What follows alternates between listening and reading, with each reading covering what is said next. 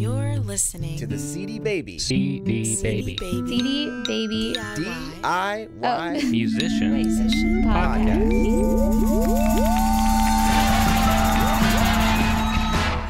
Hey there, and welcome to episode number 131 of the CD Baby DIY Musician Podcast. My name is Kevin Breuner, your host for the show, and today you'll be hearing my conversation with Ari Herstand, where we'll discuss whether or not artists should pay to play. Ari started building his audience in the college scene in Minnesota, which helped to propel him on numerous tours, totaling over 600 shows to date. He's also a blogger with his blog, Ari's Take, where he chronicles all the advice he has for other independent artists. With Ari's touring experience, he's definitely seen just about every booking scenario possible, especially the dreaded pay-to-play. I wanted to have Ari talk through all the different typical scenarios that artists come across, and I hope our conversation helps you better understand your options when it comes to dealing with club bookers. Oh, and one last thing, we recorded this conversation over dinner, so you'll hear a little background noise. And in case you're wondering, it was Thai food. So let's get to my conversation with Ari.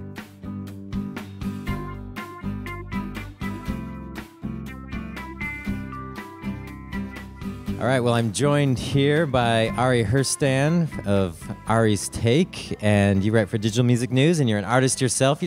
And I found out today you're an actor. I mean, you just quotes. do it all. We put that in quotes, the actor part, but yeah, technically, yes. So it's great to have you on the podcast. You've sort of popped up online with a lot of, I would say, commentary and advice and things like that, and especially with your article, your hit article about that you can carry your instrument on the plane. Yeah, that's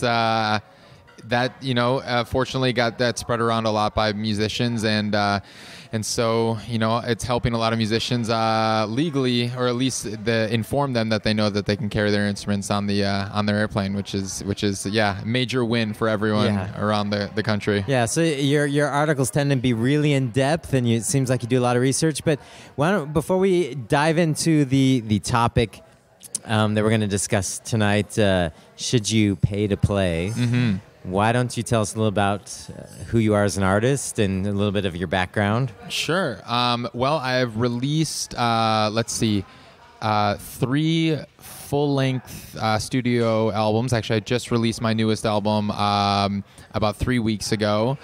Brave enough. Plug. You can get it everywhere. No. I've released 3 full-length albums, an EP, studio EP, and 2 live records. I've played about 600 shows all over the world. And yeah, I've been DIY, kind of self-managed from the beginning. I booked the majority of those shows myself, and so as an artist, I'm still kind of playing all the time, touring a lot, and basically just kind of learning and passing along all the lessons that I've learned from kind of doing it all on my own to as many musicians as I can, and that's kind of been the vehicle that Ari's Take has been, is basically just passing on some lessons that I've learned and kind of helping out artists in that realm. But yeah, I guess in a nutshell, I'm from. I've lived in Minneapolis for many years, and I was that's kind of where I guess my musical upbringing has been. It seems that everyone there is kind of 2 degrees separation from Prince, and right. So I can't really work in his dance moves to my singer-songwriter show, but it's there. There's definitely some of that inspiration in everything that I do, and great music town, but I moved out to LA about 3.5 years ago, and just kind of been discovering other opportunities out here, and I've had quite a few song placements on TV that I've kind of gone directly to the music supervisors and done that, and yeah, I guess which brings us to the pay-to-play topic is what I realized coming to LA is that there are a lot of promoters here that will seek out bands on on Facebook or on Reverb Nation, really, and they will kind of hit them up and say, hey, we're offering you a spot to play all these hot Hollywood clubs. And for unassuming, artists that don't really know any better, they get hit with these offers, and that's kind of really why I started this post. Yeah. Well, you tend to write a lot of articles that seem to strike at some nerves that artists deal with, and this is one of them. It's one of those issues where, artists I think feel helpless. Yeah. They can't really. They feel like they just have to do whatever the club owner says they need to do. But the thing I liked about your post and why I wanted to have you to talk through it and for us to discuss the topic is because there are a lot of scenarios, and if you know a little bit more about the scenarios as an artist, you're probably more equipped to deal with the situation and make a better choice about whether or not this gig is really worthwhile instead of just going, okay, I'm going to do it because I have to, and finding yourself in a spot where it just turns out poorly. No, absolutely. And the thing is, it's not really black and white. And, saying should you pay to play, everyone will kind of scream back, well, no, absolutely not. But it's not a black and white issue because there are so many different scenarios, and because I've booked hundreds and hundreds of clubs around the country, I know virtually every situation for clubs with 1,000 capacity and under. I know what's out there, and I've worked with tons of promoters, and I know what the deals are, and so I've explored a lot of these, and I do know that LA has the shittiest deals in the entire country, but that's because we're so saturated with bands here that promoters can get away with that in LA.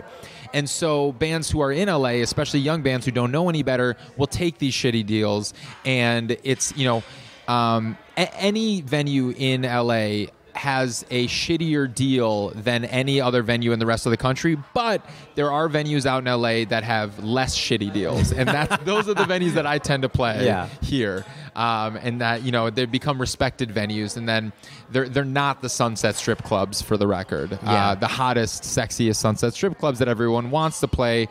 Promoters know that everybody wants to play that, so they offer the shittiest deal, and a lot of bands agree to it. And if you're a rock band, you don't have that many options, and so sometimes that's how they can kind of get bands to take these deals. When I see a typical pay-to-play deal, they seem structured for the 19 to 23, the college age rock band who they assume has a bunch of groupie fans. We'll deal. So when I know that the independent artists that are all across the board and encounter these, it's just that your heart sinks and you're like, I'm not that person. I'm not gonna go solicit a bunch of people at my college or whatever to come to my show. So it'd be cool to kind of just like talk through some of these scenarios. And then, kind of define them for what they are. Okay. And then kind of maybe, discuss whether or not or the situation might be worth actually doing the show or just turning it down. Totally. And I mean, one of the deal that you're kind of referencing is basically this happens actually. It's starting to happen all over the country. It's not just an LA thing. And there are these promoters that are popping up. And I don't want to name them, but I've seen them and I've had to turn them down politely. And by the seventh time, it's not so polite because they continue to hit you up wherever you are. And just it's like they send out these automatic messages by emails that they acquire from Reverb Nation or whatever, if they find you on Facebook. But it's become almost like an automatic system. And basically what that is they offer that you can play a really awesome venue in town, and it's a venue that you typically wouldn't think you'd be able to play on your own, and they say you can we're booking this night at this awesome venue, and all you need to do is sell 50 tickets and at $15 a pop, but you have to buy the tickets from us at $12 a pop. So you get to make $3 for every ticket you sell. That's great, except for the fact that means you're only making 20% on all the. If you sold all 50 tickets, the maximum amount that you could possibly make is 20%, which is the shittiest deal of all shitty deals out there because you don't even have an opportunity to make more money. It's like, oh yeah, you can. They'll sell you more tickets if you want to sell 100 or 200 or 500, but they're all at like you pay X amount and you make $3 per ticket or and so that's the worst deal out there. And I advise any band who gets offered that deal to politely tell the promoter to fuck off, because that is not a good deal, and they should know that. And those promoters should go out of business, because they are hurting. They're taking advantage of young bands. They're taking advantage of bands who don't know any better, and they're really. It's like any artist who gets approached by anyone telling them that they like their music or that they want to give them an opportunity, bands light up for that, and that's awesome, because we're constantly being either shot down or ignored or anything, and then finally you get a promoter that's like, hey, I'm a big promoter, I book venues, like, we love your music, we want to book you at this club, and bands who don't know any better is like, oh, that's how the club works, like, oh, I guess I have to buy these tickets, okay. But the thing is like, if you can actually bring 200 people to one of, like, on your own, you can go directly to the club and negotiate a deal. If you can tell them that you can actually bring 200 people, they'll give you 70% of the door. And I guess the barrier that a lot of bands feel is like, well, how do I get the venue's booking contact? But you just go to the venue website and you email them. It's not that difficult if you want to play a venue. So, and a lot of these promoters will put like 5 to 10 to 15 bands on a bill on one night, each getting about 20 minutes set. And sometimes they'll arrange the night where it's like whoever sold the most tickets get the quote unquote best time slot of the night.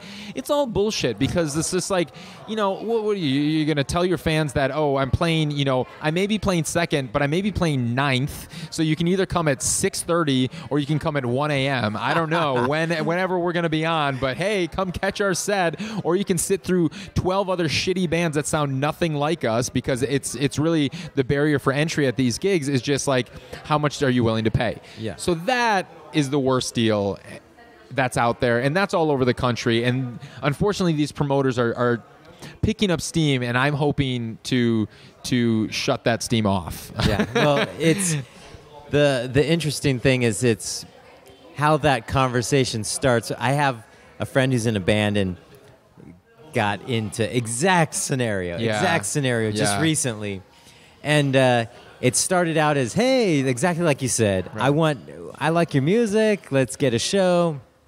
And then they were supposed to be the headliner, and then, oh, by the way, you got to buy these amount of tickets. Right. And he'd already agreed to do it, and it was like, it wasn't all disclosed up front. And so that was what was, I think, the biggest frustration for him, is it's like, oh, and by the way, you got to do this, and they already bought the tickets, they're already kind of bought in. Yeah. And there ended up being like 9 bands on the bill, and I was telling him, like, 9 bands? Right. But he's starting at like 6 p.m. Right, and then going till 2 in the morning? Right. That's just not possible. Yeah.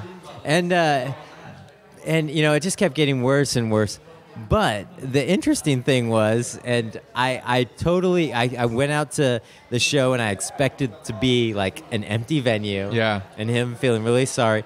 But the venue was pretty full. Yeah. And so the thing though was, it still was a terrible deal. Right. Well, it's a terrible deal for the artist. It's a great deal for the venue, and it's a great deal for the promoter. And that's what bands need to realize is like, okay, you just filled the house for a venue. Like, you brought all these fans. Why not next time you team up with those bands yourself and go to the venue directly? Fuck the promoter. Go to the venue and be like, hey, we got these 4 bands, and we filled your venue last time. We're going to do it again this time. And you know what? Let's cut the deal together with us. We'll cut the promoter out of the deal. We're both going to make more money on this deal anyways, and offer us a fair deal. And that happens all the time. That's virtually every show that I've booked in my entire career, hundreds and hundreds of shows. I go directly to the venue. I put the bill together, and we fill the club. It's the reason that venues work with these promoters, though, when they know that they're offering bad deals, is because they've worked with a lot of bands who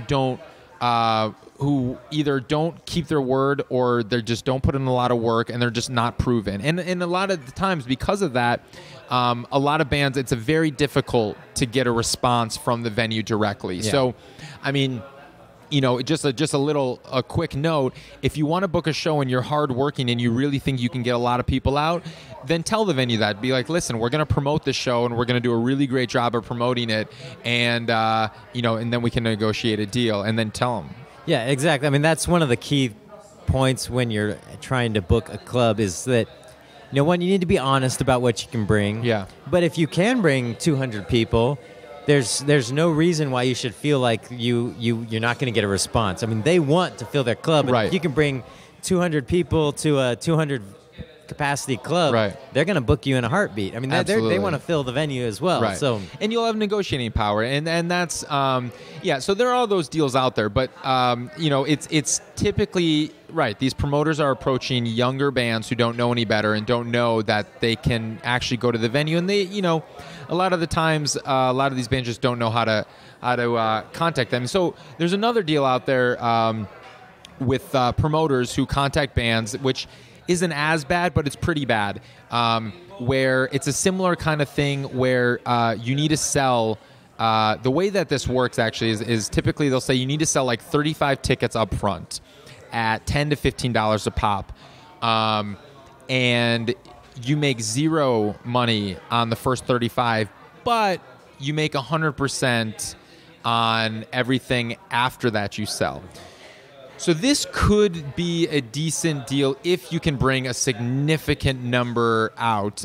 Some will give you 100% and some will give you 50% or some. There's a percentage. So the deal that gives you 100% after the 35 tickets that you need to sell, you could theoretically make a lot of money, but you have to go out and actually physically sell these tickets, and that's another thing that they're contacting these like younger bands, because they'll actually go out on the ground and sell their tickets physically to their friends, and friends will pay them $15 and come to the thing. But if you think about it, if you bring 50 people to a smaller club, that's a good turnout. Mm-hmm. Like a lot of clubs would be happy if there are 4 bands on the bill, and this is just for your band, that you're bringing 50 people for your band versus if there's a 4-band bill, 4 bands each bringing 50 people, you got 200 people in this club. That's a small club. That's a full night again for the venue, except you're only making if it's a $10 cover, you're only making $150 and you brought 50 people, and that's $500 coming in, and you're only walking with $150. So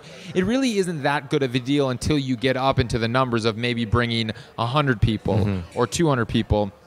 And so those deals can work, but a lot of promoters and clubs will say, yeah, you don't make anything on the first 35 or 50 tickets or 75 tickets, and then we split it 50-50 after that. So these are deals that you need to look out for, and these are not typical. Like I want to reiterate that these are not typical deals. These are LA deals, and these are shitty promoter deals. Like this is not what the real world is kind of like when it comes to this. And so, so by having to sell tickets up front, you should be in it together with the venue. It's like when you're crunching the numbers, it's like, okay, the numbers could work out in your favor, but you should be in it with the venue, and you should be, working on the show together, and it shouldn't just be one-sided, like you have to sell all the tickets and that's that. Yeah. I think when you get into that kind of situation, you're thinking, this might not be so bad, but then it can very easily begin to feel like selling tickets to your concert is like selling Amway, and you're in a situation where you're feeling this awkward conversation. And that's why they go after young bands, because they want bands that are like in high school or in college that have that kind of network, and not only network, they can stand at the student center and sell tickets. Right. And so that's what they're really keen off of. Yeah. And when they're doing those deals. And some of them will even, like, I know clubs on Sunset Strip, some of them will literally take a band's credit card at the beginning of the night. If they don't give them physical tickets to sell in advance, but they say we're going to have a tally sheet at the door and you have to bring 50 people. Or will literally charge your credit card. Some will give you 50 tickets to sell and say, before you take the stage, you have to pay us for these tickets. Others will say, we don't have any physical tickets to give you, but if 50 people don't show up at the door and say they're coming to see you with a tally check next to your name, then we're charging your credit card for 50 people times 15, or however many people didn't come to see you times $15. It's horrible. But that exists. I know that exists. It's happened to some of my friends on Sunset Strip clubs, and it's just like, you want to avoid that at all costs. That's not the way to do it. So here's a question. Yeah. Is it worth it for a band that has no real performance history to take one of these gigs in order to at least say, I played the Roxy, or I played a reputable club or Yeah. or just have some sort of show in order to go to the next venue and Yeah. at least not look like a band that just started yesterday. Well, here's the thing. It's absolutely important for bands to get performance experience. And young bands who are just starting off, I say play anywhere and everywhere for free. You're not going to get paid for these early shows because you don't deserve to be paid for these early shows because you're not that good yet. Mm-hmm. It's like you have to get good. Like, I don't think I got good until like my 100th show, and I'm at like almost show 600, and I still know I'm improving and I'm getting better. But and I'm not saying that you should, you only deserve to be paid when you're like perfect or the best or whatever, but you know when you're good. It's a gut thing. Like, if you like listening to your live sets, like, you record all of your early shows, listen back to them. If they don't sound good to you, they're probably not sounding good to anybody else, and you don't deserve to be paid.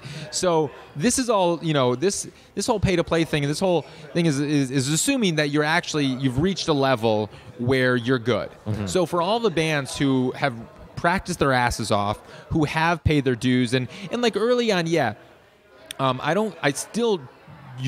should not pay to play any of these awesome venues. You should play shitty venues. You should play small venues. You should play anywhere. Play basement parties, play college, play frat parties, play anywhere that will have you for no money to get performance experience. Play all the time just to cut your chops and get really good. Then when you finally feel that you're at a point where you like how your live show is sounding, people are actually choosing to come see you again, choosing to come back to your performances because they actually have a good time at your shows and they're really good, that's when you can start seeking out some better deals and some legitimate venues and really start promoting these shows. But to get to the point about should you play these awesome venues or these name venues rather, just to put it on your resume? No, because no one really cares what venue you played. And that's really the fact of the matter is, and everyone in LA knows that anyone can play the Roxy if you can pay for it, And it's like,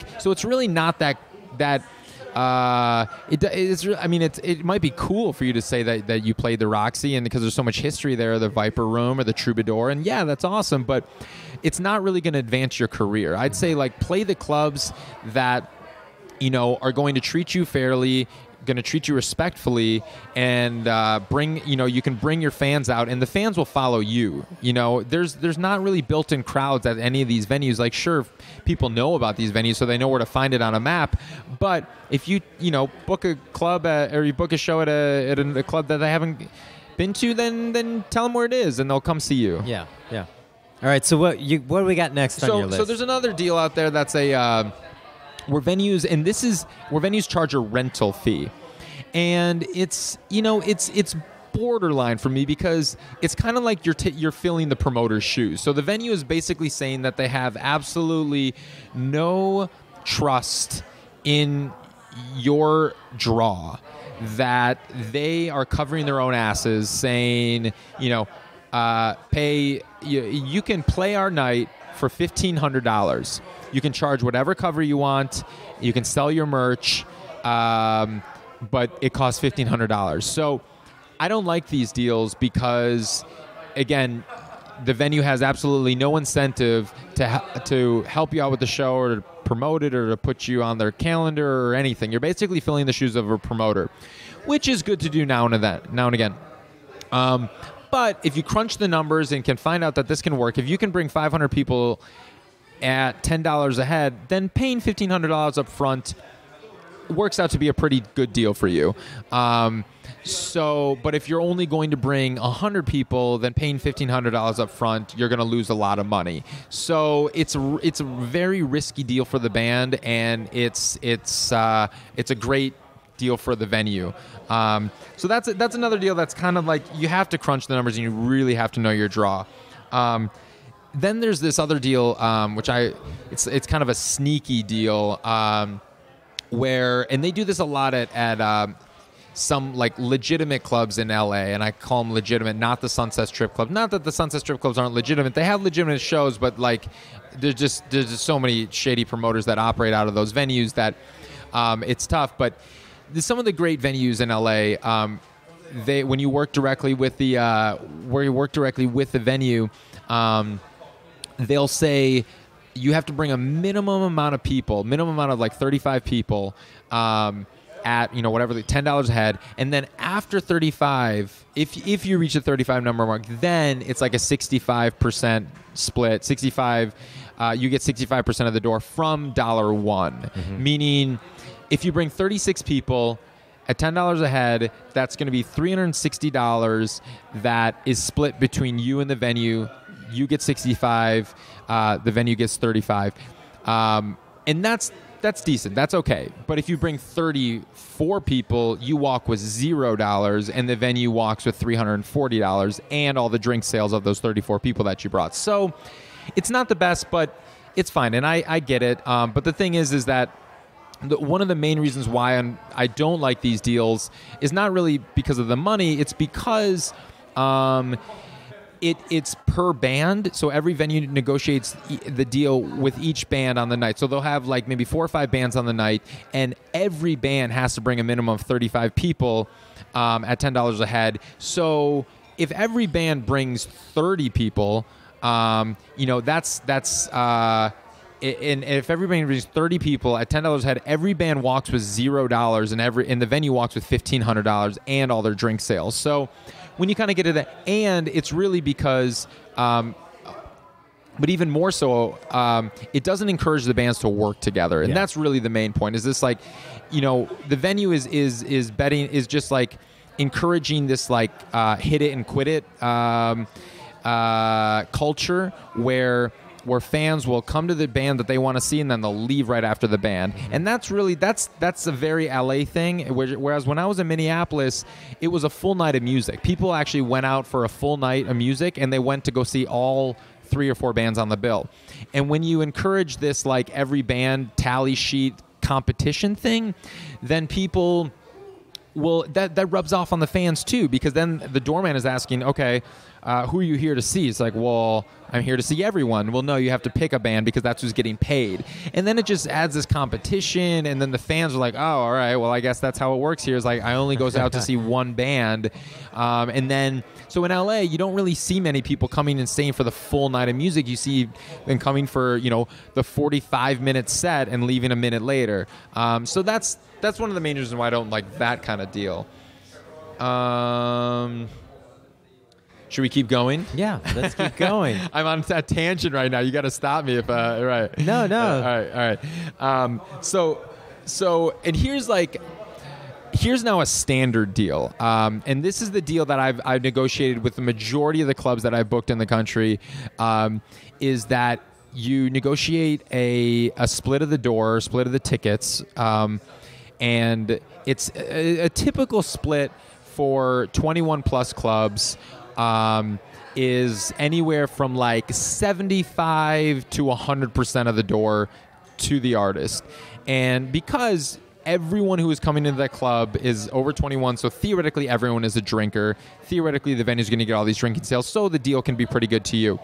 But the standard deal is that you negotiate a split, be it anywhere around 70% or so, 75%, and then they take the expenses off the top to cover sound, to cover basically your sound guy. I mean, is really the only thing that they legitimately, and maybe the cocktail waitress or the bartender for the venue, but even then, I don't think they really should be covering those expenses with your cut, because whatever, but they'll take off an expense like maybe $50. I've seen anywhere from $50 to $350, which is like somewhat standard. They have to open up the venue. They have to open up the room. They're like the sound guy. They wouldn't have to pay the sound guy if you weren't there. They wouldn't put a show. So that's okay. They're taking $50 off the top, $100 off the top, and then you split the rest of the door. With the venue. And like I said, like 21 plus clubs, maybe 75 to 100, 18 plus clubs. I've seen anywhere from like 60 to 80%. And then all ages venues are around like anywhere from like 40 to 70% because they have to hire extra security. And a lot of the times they're not going to be like, younger crowds aren't going to be drinking or anything. So this one is the one that, you had one labeled as the sneaky deal, which I've not ever encountered. But this one that you're talking about now is the one that I would almost consider the sneaky deal, because in Portland, this is what you'll typically run into. Yeah. And at the end of the night, you'll kind of get the breakdown sheet of what their expenses are. And some of the expenses that will show up are very interesting. Like one of the sought after, like one of the best clubs in Portland to play. Yeah. It's gotten better because the person that was booking is no longer there who was doing this. Okay. But they would have all these expenses that were so padded that it was just unreal. Like they would have catering at $150. And catering, I'm not exaggerating one bit. Anyone who's played this venue will know exactly what I'm talking about when I say was a bowl of salsa and a bowl of chips. No. And a case of PBR. $150. $150. That is super lame. And then there would be like the sound man, which, whatever. But a couple of like advertising would be like $200, $300. And so what was frustrating is you'd look at that, and that's why when I always felt like it was the sneaky deal, because it's like they are padding all these things big time. Oh, yeah. In a way that's just ridiculous in order to make sure that they make out. Yeah. And then they do a split at the door after that. But at the same time, it's like, come on. No, that is sneaky. And you should always get the expenses up front in writing. So you should know before you take the show, the deal, like what specifically they are taking. And it's not even like, I mean, sure they can give you an itemized breakdown, but that doesn't matter. It's how much money are they taking off the top? They can say it's for catering, it's for advertising, it's for bartenders, it's for sound guy, whatever.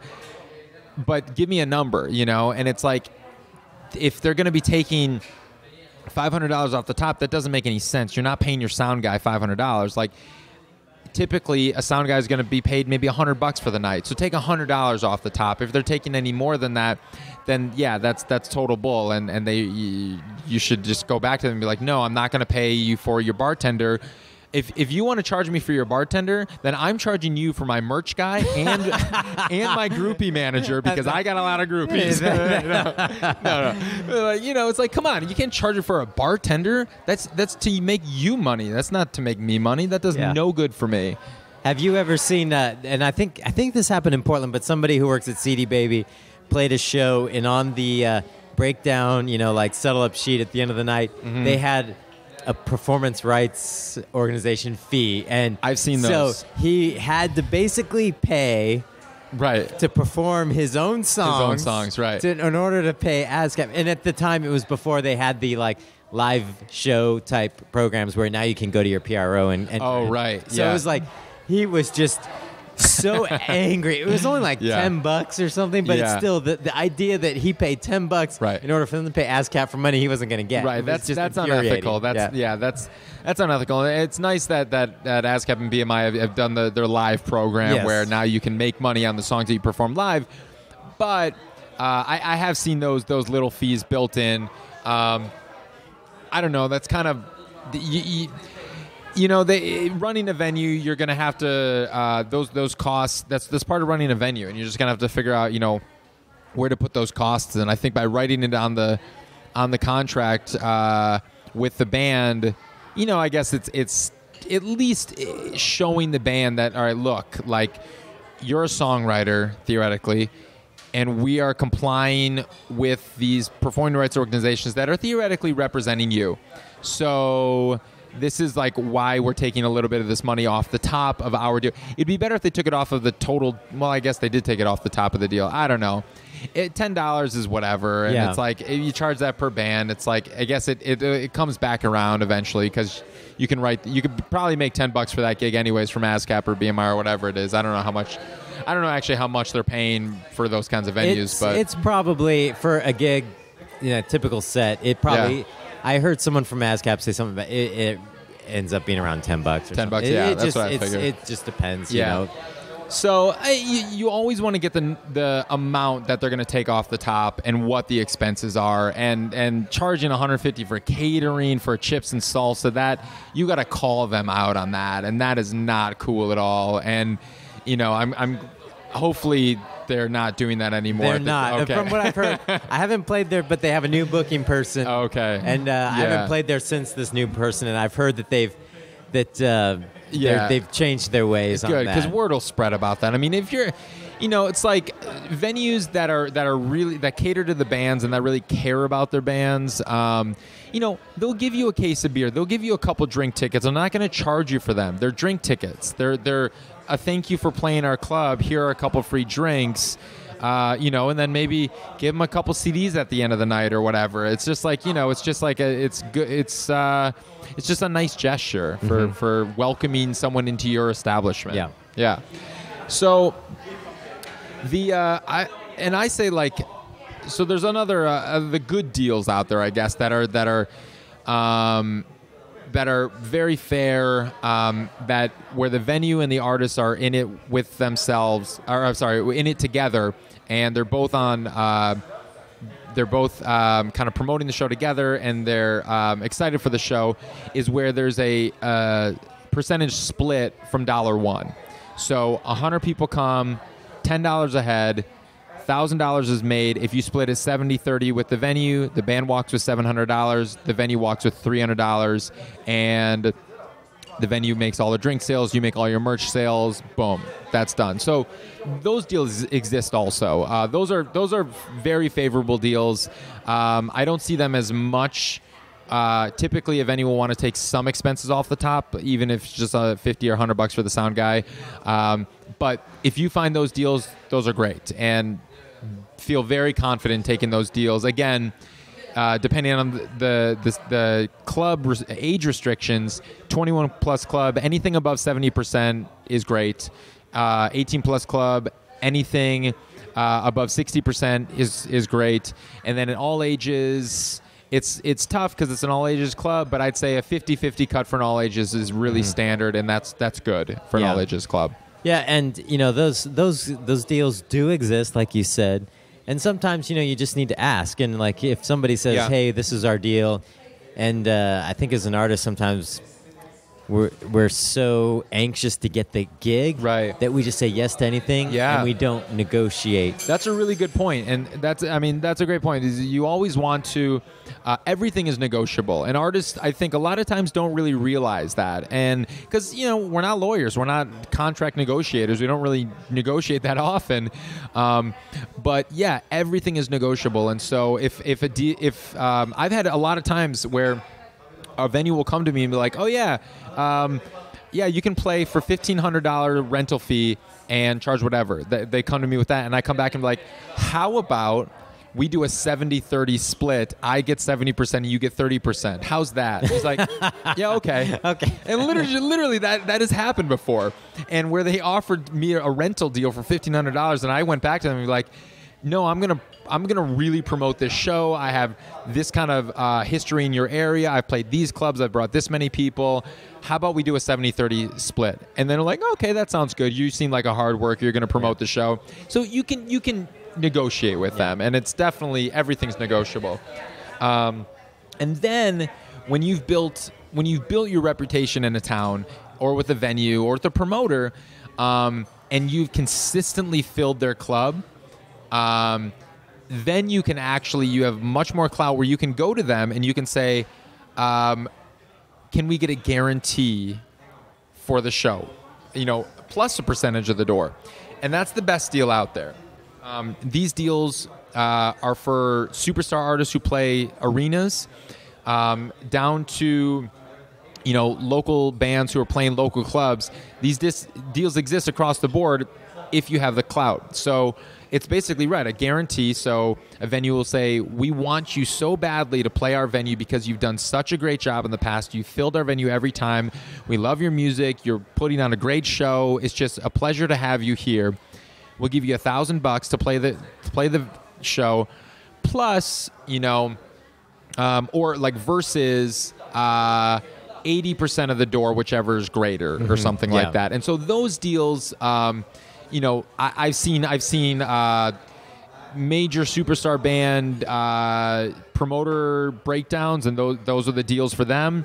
And those are the deals that I've seen on for some local bands with local venues who they're just selling out every show they play, and so they exist, and that's the best deal. That's the top of the game. If you can reach that point, you're doing a good job. Yeah, and those do exist, but it does take some building of an audience and proving a history, a track record. And we played with this band in Portland who didn't even play that much, didn't even tour that much, but when they played, they packed it out. And the last show we played with them, they were the headliner, and they got $1,000 guarantee. And it was like a 250 person club, and it's because they knew that it was going to be packed, right? And it was, yeah. And so they do exist, but you are going to have to. You can't expect that going like right. And honestly, in all of my shows that I've played, putting I'd say putting colleges aside, because colleges are a completely different area that we can cover in another podcast, because that is a way too in-depth of a conversation to get into in just at the end of this one. But putting colleges aside, because all college gigs are guaranteed gigs. So I've made a guarantee on every single college show I've ever played, and I've played over 100 college shows. But putting colleges aside, I think I've ever taken a guarantee from a club, because I want to be in it with the club together. And honestly, I think it's both of our responsibilities, but primarily the weight is on my shoulders to promote the show and to bring an audience. And I'm happy to split the door with the club, because if no one shows up to the club, I don't want to walk away with $500 and the club gets zero and take a major loss from the night and have to go bankrupt because of me. And hate you. And hate me. Right, exactly. It's like, oh, sorry, no one came, but where's my $500? Where's my $1,000? Like, whoops, because then you're never going to play there again, you know? And it's like, I never felt comfortable taking a guarantee, even when they've offered them to me. I'm just like, listen, why don't we just do a straight door cut? Because the same way we've done 70-30, 80-20, whatever, maybe give me 5% more. That's cool. If you want to, treat me well or whatever. But it's, I think that's the fairest thing all around. It's just it really gives you incentive, the band and the venue, to work really hard on promoting the show and putting on, and you're on the same team then. There's, it's you're both going to make out or you're both going to lose at the end of the night. And I think that's how it really should be. Yeah. It's interesting because with the independent band I was in Portland, some of the biggest guarantee shows we played were to nobody. Because it was like an event, and they just had a budget and they guaranteed us, and it was just a weird thing that we're making a lot of money playing to nobody, but yeah, I mean, I think the idea of seeing the venue as a partner, and wanting success for both parties, sure, and that being probably the best way to go until you can command a serious audience. Yeah. So. Well, I mean, and those are for your standard club headlining gigs, whereas events or private events. Yeah. Take what you can, because that's on them. If it's their event, that's what those were. They were private events. If an outside company is hiring you to play their event and it just happens to be at a venue, then take the money and play the gig. And you have absolutely no responsibility to bring anybody. That's on them, and that's totally fine. I've done a bunch of those kinds of events where it's just there's a company or an organization that has a budget and wants to hire you to be the entertainment for the night. You're serving a purpose. You're serving a function for them. You're serving, so that's different, and that's similar to kind of these college gigs where they just pay you to come, play their event on campus or something like that. So, well. Do you have any final words before, as far as I think we covered all your different scenarios? Do you have any final words for artists who are reaching out to promoters of some best practices or some things that can help them? Well, I think the thing you really want to think, just I guess the rule of thumb is don't play a big venue if you can't fill it. It's not. It actually hurts your reputation more than it helps it to play a well-known established venue and not be able to fill it and really have no one show up. Then because always I would say play a venue that play the smallest possible venue that you can fill and basically pack and sell out.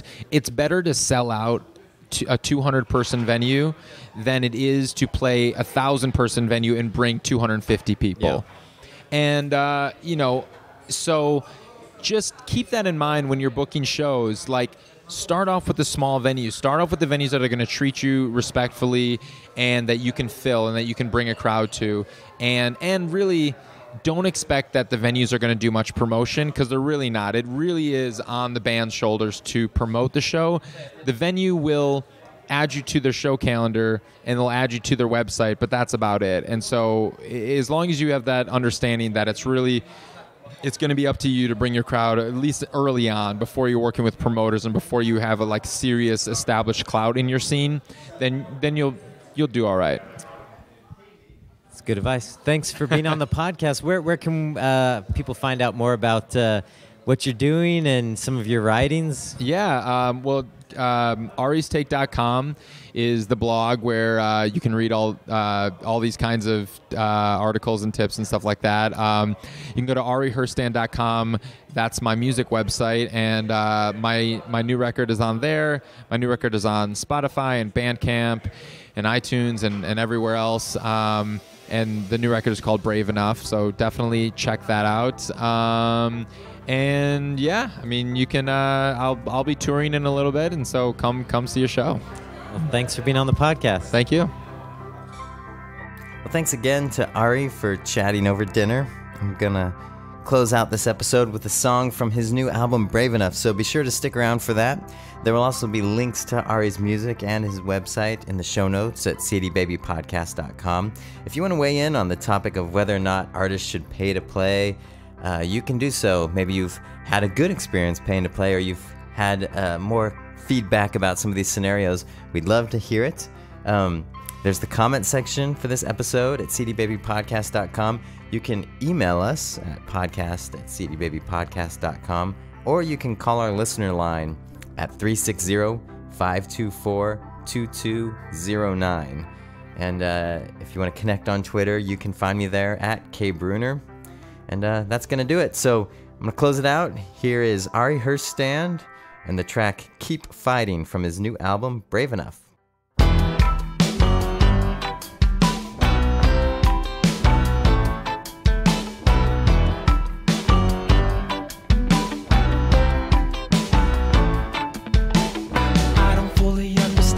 Supposed to make a plan with you, a part of every choice you've given me. I only voice, I want you to make up your mind without the help of me this time. You decide you're better off just letting go and giving up. Tell me how to let you be, I leave tonight and you won't see me go. You're giving me too many signs, I can't read between the lines, you know. All I want's for you to be strong enough to drive. I'll sit back and ride, I want us to survive.